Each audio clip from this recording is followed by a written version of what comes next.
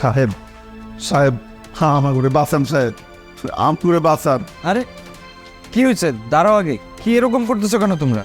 সাহেব আমরা খুবই বিপদে আছি, টাকার অভাবে আমাকে সংসারটা শেষ হয়ে যাইতেছে, আমাকে একটা ব্যবস্থা করেন, আমাকে একটু সাহায্য করেন, না হইলে আমাকে রাস্তায় এসে দাঁড়াইতে হইব, একটা কিছু করেন সাহেব। সাহায্য তো আমি করতেই পারি, কিন্তু একটা শর্ত আছে।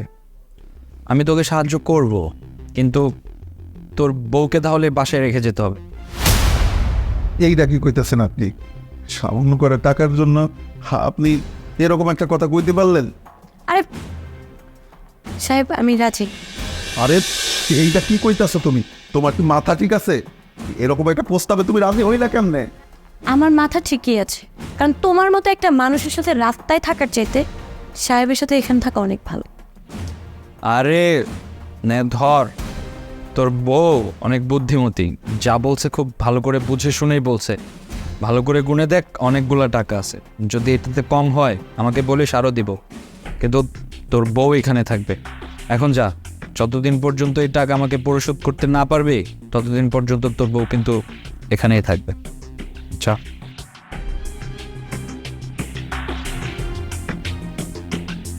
বসো।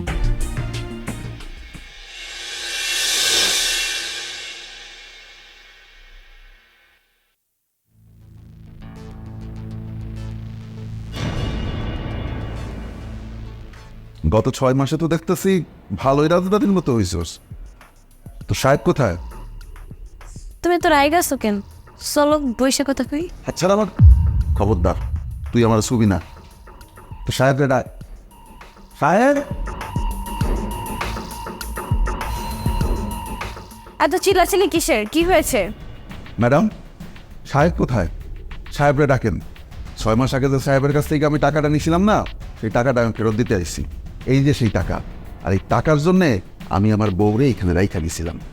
ঠিক আছে, দাও টাকাগুলো আমার কাছে দাও। আচ্ছা, তুমি এত তাড়াতাড়ি এতগুলো টাকা কিভাবে জোগাড় করলে? তোমার কাছে তো কোনো জব ছিল না বা কোনো চাকরি ছিল না। ম্যাডাম মানছি আমি গরিব মানুষ, কিন্তু আমারও একটা আত্মসম্মান বোধ আছে, আর সেই আত্মসম্মান বোধের কারণেই আজকে এই টাকাগুলো আমি ফেরত দিতে এসেছি।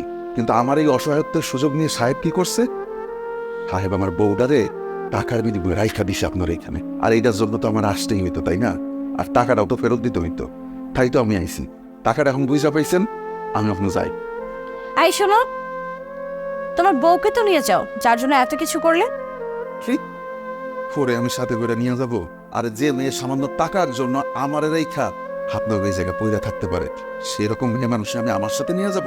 আরে ওরে দেখলেই তো আমার কাছে মনে হবে যে ও টাকার বিনিময়ে বিভিন্ন জায়গায় শুইতেও দ্বিধাবোধ করে না। না না, ওর মতো মেয়েরে আমি নিতে পারবো না। আরে ওই দিন যদি ও টাকাটা না নিয়ে ও আমার সাথে থাকতো, তাহলে কি এমন ক্ষতি হইতো? টাকা যেহেতু আমি এখন জোগাড় করতে পারছি, টাকা আমি তখন জোগাড় করতে পারতাম, কিন্তু ও যখন রাজি হয়েছিল না, তখন আমি ভিতর থেকে ভাইয়া পড়ছিলাম। আরে ওইসব তো আমরা তোমাকে শিক্ষা দেওয়ার জন্য করেছিলাম। আমার হাজবেন্ড তো ওকে টাচও করেনি, ওকে নিজের বোনের মতো করে রেখেছে। আরে ম্যাডাম, আপনি এগুলান কি কইতেছেন? আমি তো আপনার কথা কিছু বুঝতেছি না।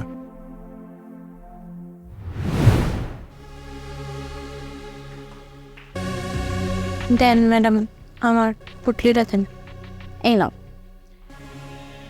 কি হয়েছে তোমার? মন খারাপ কেন? কাঁদতেছো কেন? কিছু হয় না ম্যাডাম। আরে কিছু হয় নাই মানে?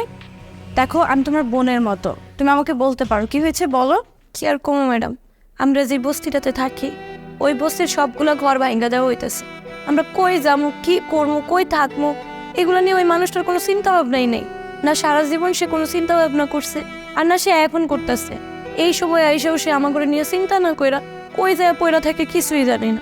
আমি ভাবতেছি কই থাকবো, রাস্তায় গিয়ে থাকতে হইব। ঠিক আছে, তুমি মন খারাপ করো না, আমি তোমার বড় বোনের মতো না, কোনো না কোনো একটা ব্যবস্থা করবোই। তুমি এক কাজ করো, তুমি কালকে রহিমকে নিয়ে আমাদের বাসায় আসো, ওকে বলবা তোমাদের বস্তিতে নতুন ঘর করার জন্য আমরা ওকে কিছু টাকা দিয়ে সাহায্য করব, তারপর বাকিটা আমি দেখতেছি।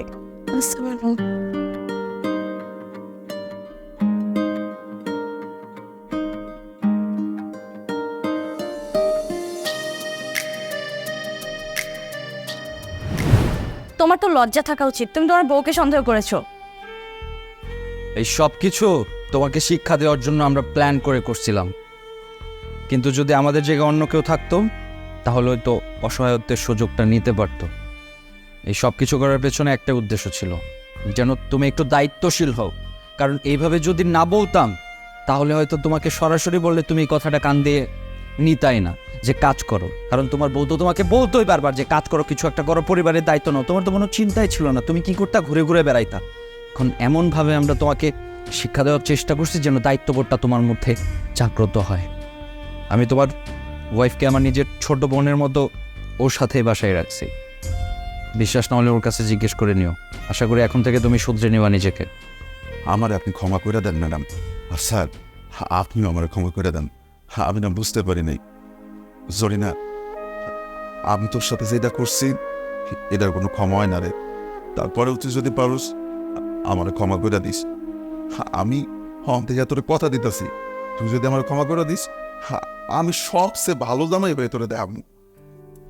দেখো, তোমাদেরকে একসাথে এভাবে দেখে আমার অনেক ভালো লাগছে, তাই না? এক্স্যাক্টলি। আর শোনো, তুমি সবসময় ওকে হ্যাপি রাখবা, ওর প্রতি দায়িত্ব পালন করবা, ঠিক আছে?